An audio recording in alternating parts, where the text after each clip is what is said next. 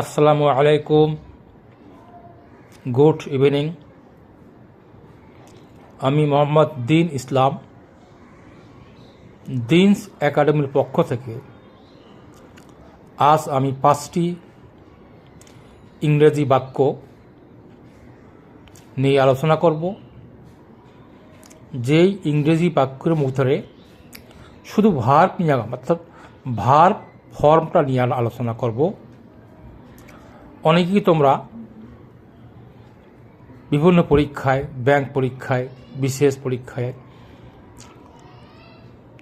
MCQ সঠিক উত্তরটি বাছাই করতে গিয়ে ভুল করি।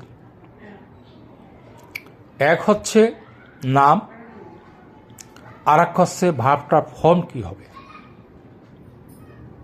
যেমন 1 নম্বর, মাই ড্যাশ ইজ ইনশিওর, আমার যাওয়া অনিশ্চিত।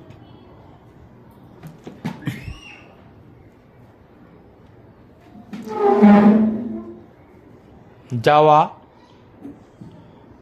খাওয়া, পড়া,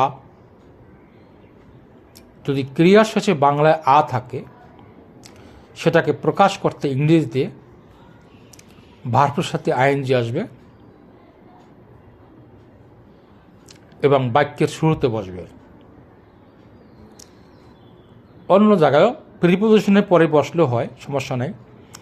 নাউন হইলি, নাউনের একটা কবিতা আছে, সেটা হলো যে বাক্যের কর্তা হইয়া চালায় কাজকর্ম, ভিটি মানে ট্রানজিটিভ ভার্ব, ভিটির অবজেক্ট হওয়া নাউনের ধর্ম।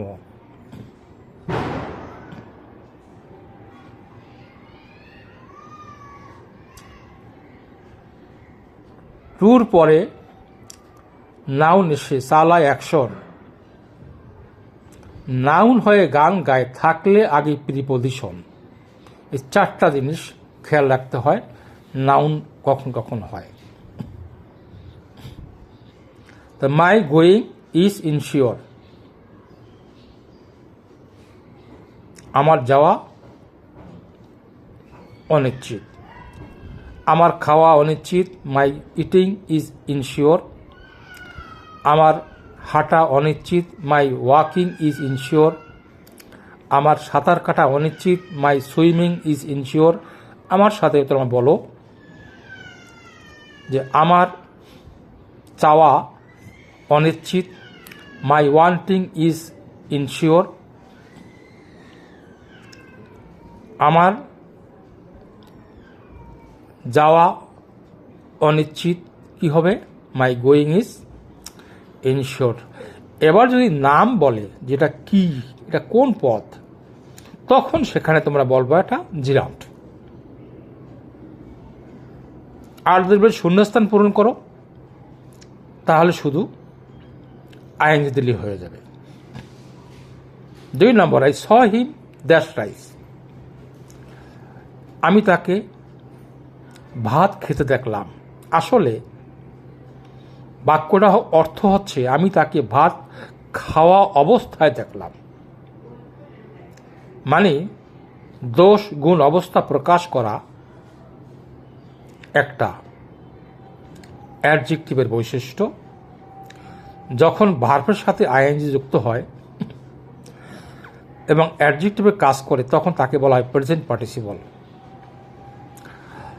আর যদি বলে টিক চিহ্ন দাও সঠিক উত্তর, তখন 2টা ভার্ব যদি বাক্যে থাকে, একটা হলো কর্তার পরে যে ভার্ব বসে সেটাকে বলা হয় ফিনিট ভার্ব।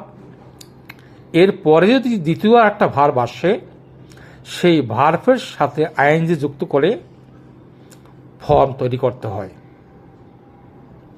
তাহলে কি হলো? আমি তাকে ভাত খেতে দেখলাম, I saw him eating rice. Eating rice form, নাম present participle. Number 3, his name and address dash unknown, তার নাম এবং ঠিকানা অজানা। এখানে ঠিকানার ভিতরে নাম থাকে, এর জন্য অ্যান্ড থাকা সত্ত্বেও এটা একটা সিঙ্গুলার সাবজেক্ট। ভার্ব হবে is, his name and address is unknown.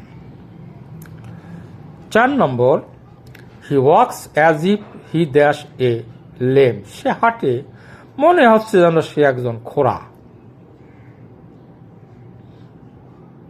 কিন্তু খোড়ার সাথে তুলনা করা হয়েছে, অর্থাৎ সে খোড়া না, তার হাঁটার চলনটা খোড়ার মতো। এরকম যদি কোনো অবস্থা প্রকাশ করে সেখানে ভার্ব যদি বি ভার্ব হয় সেখানে মাস্ট ওয়ার হবে। He were, I were, they were, we were, you were. তাই he walks as if he were a lame. 5 নম্বর, that he friends are honest dash known to all.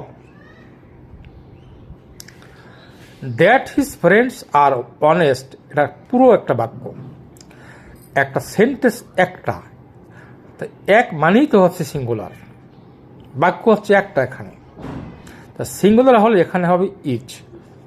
That his friends are honest is known to all. আজকে এ পর্যন্তই থাকলো, পরবর্তী class ইনশাল্লাহ চেষ্টা করব হোয়াইট বোর্ডে নেওয়ার জন্য। আল্লাহ হাফেজ। ভালো লাগলে ধন্য হব।